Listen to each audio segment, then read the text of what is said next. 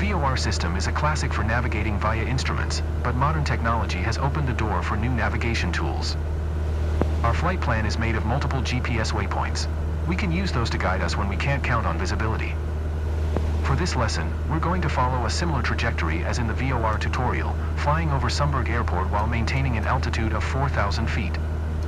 The system looks very similar to the VOR on the avionics. We'll use the CDI. That's the pink arrow and bar on the HSI. Looking at our flight plan, we can see that we're supposed to arrive at the waypoint on a heading of 170. The CDI shows us if we are on our selected course. We've deviated on purpose so that you can see how to catch up to your intended trajectory. Just like with VOR, the gap between the bar and the CDI arrow shows us the direction that we need to head towards to catch up to our course. The bar is currently over to the right, so keep flying on this heading and wait for the CDI bar to start moving towards the middle. Here it comes. Now make a left turn onto heading 170.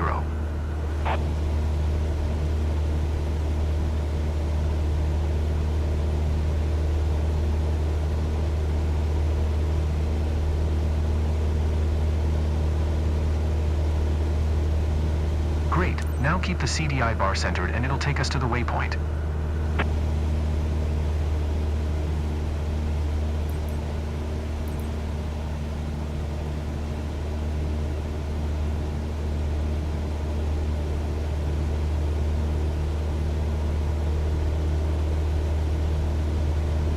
Turn towards the CDI bar to keep it centered.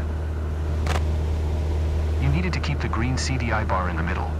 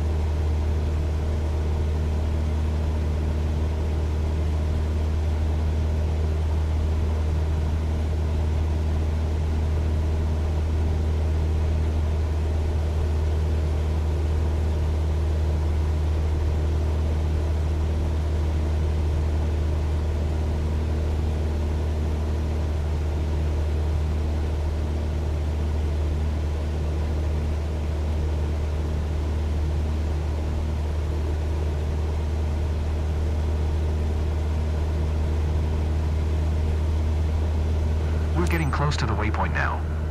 The CDI indications might become erratic or disappear when reaching a GPS waypoint, but this is normal. Keep flying straight ahead on heading 170 for a couple of miles.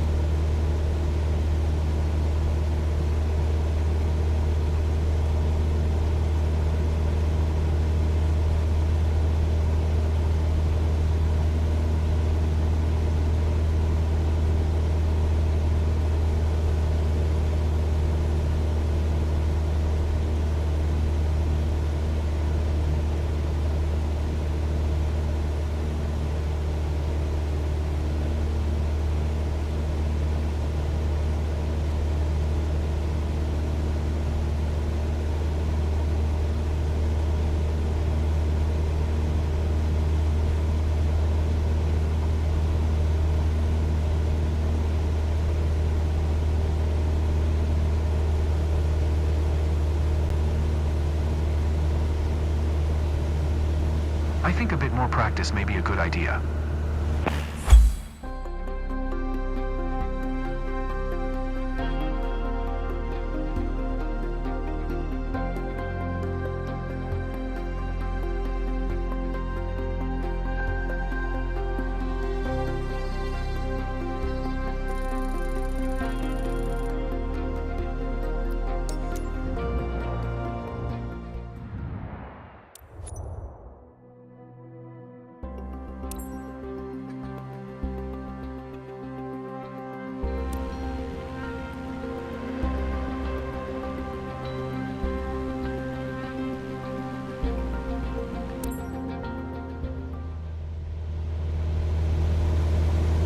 So now you've got the basics of flying on instruments.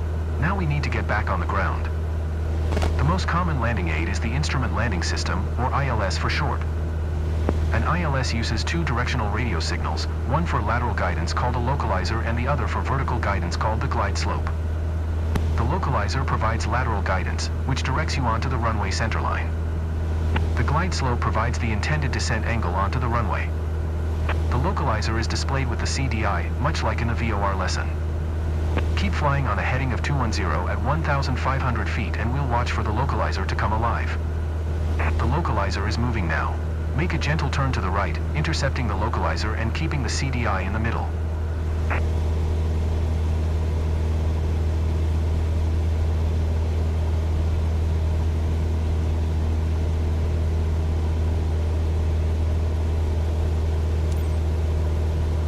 Now keep the localizer bar centered and maintain 1,500 feet. The glide slope is displayed next to the altimeter on your PFD. If the green glide slope diamond is above center, you are below the glide path. We always start out below the glide slope, as we want to intercept the localizer first. We'll wait for the glide slope to start moving.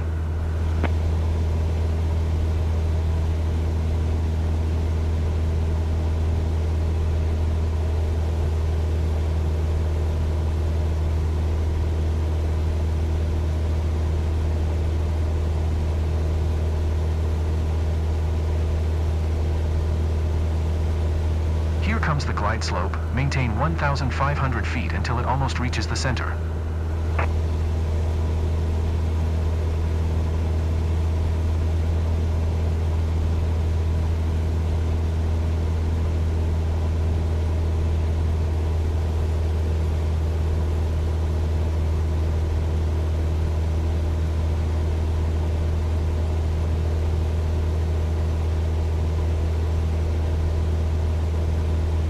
Comes, now reduce power a little and start to descend, using the VSI to aim for 500 feet per minute.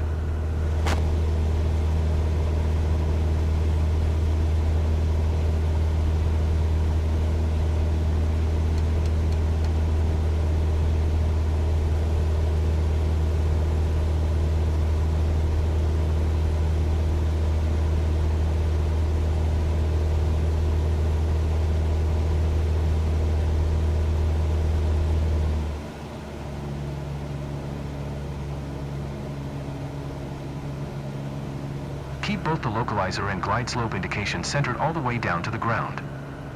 Reduce speed and set flaps as needed as you make your way down the ILS. The glide slope is starting to drift away from center. You didn't follow the glide slope accurately enough.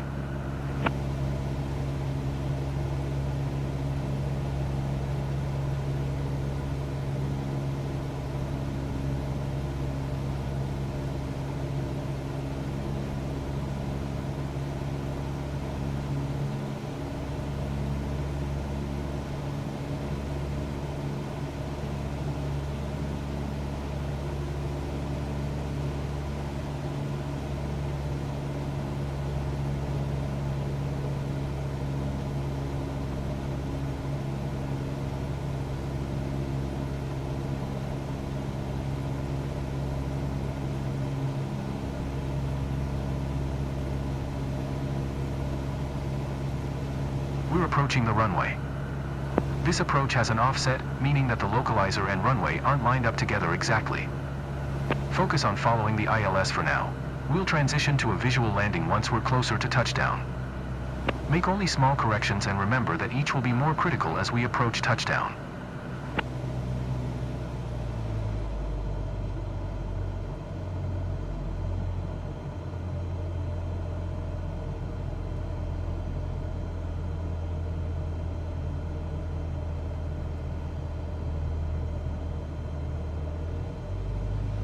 Great, now is a good time to transition from flying on instruments to using visual cues to complete the landing.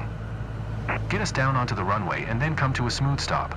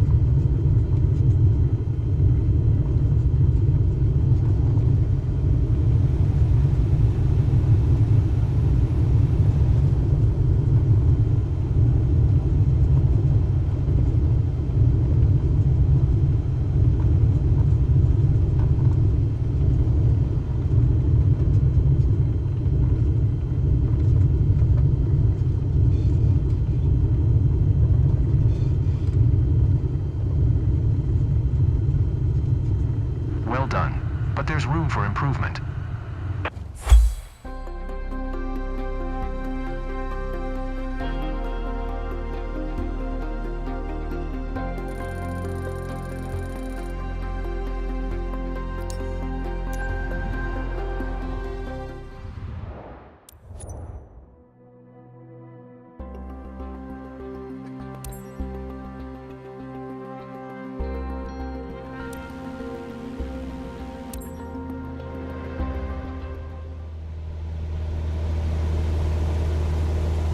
Alright, it's time to put what you've learned into practice. We're at 5,000 feet following a GPS route toward Sumburg. I'll ask you to perform some handling tasks to test your IFR flying skills. Follow the GPS, as shown in magenta on your CDI, maintaining 5,000 feet and 110 knots. Okay, still maintaining the GPS course, take us down to 3,500 feet, keeping 110 knots airspeed.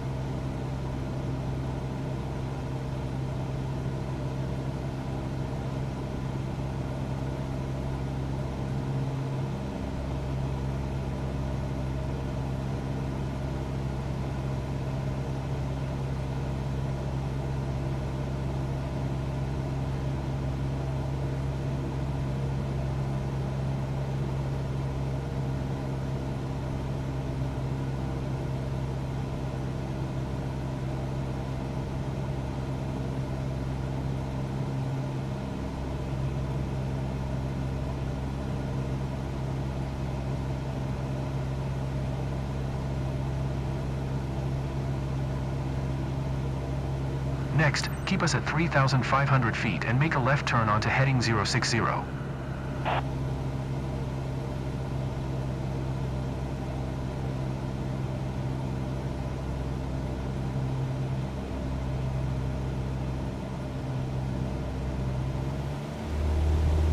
Keep us at 3,500 feet. You didn't hold your altitude accurately enough.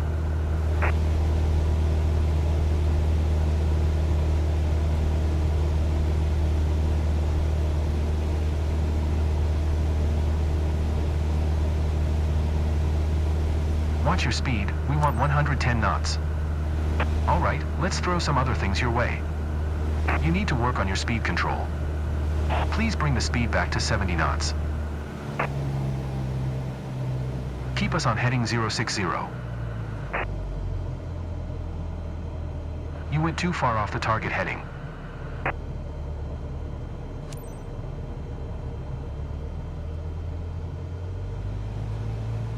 Alright, now keep us at 3,500 feet, 70 knots, and turn us to the right onto heading 225.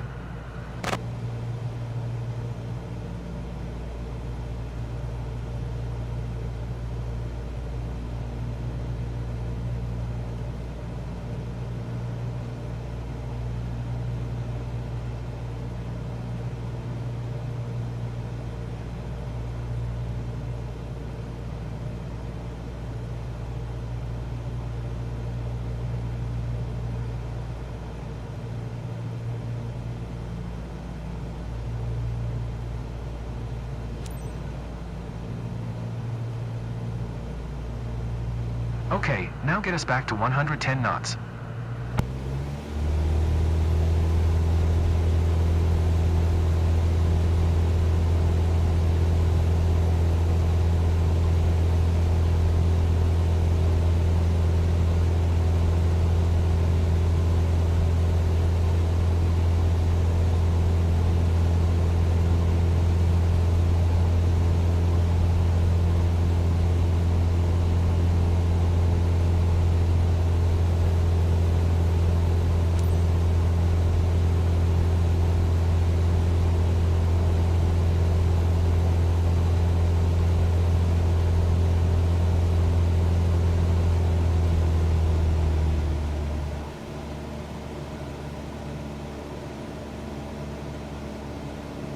Wow, great job. The ability to fly IFR accurately and safely opens up a whole new world of possibilities. Remember, you can come back and repeat this test anytime you like, if you want to brush up on your skills.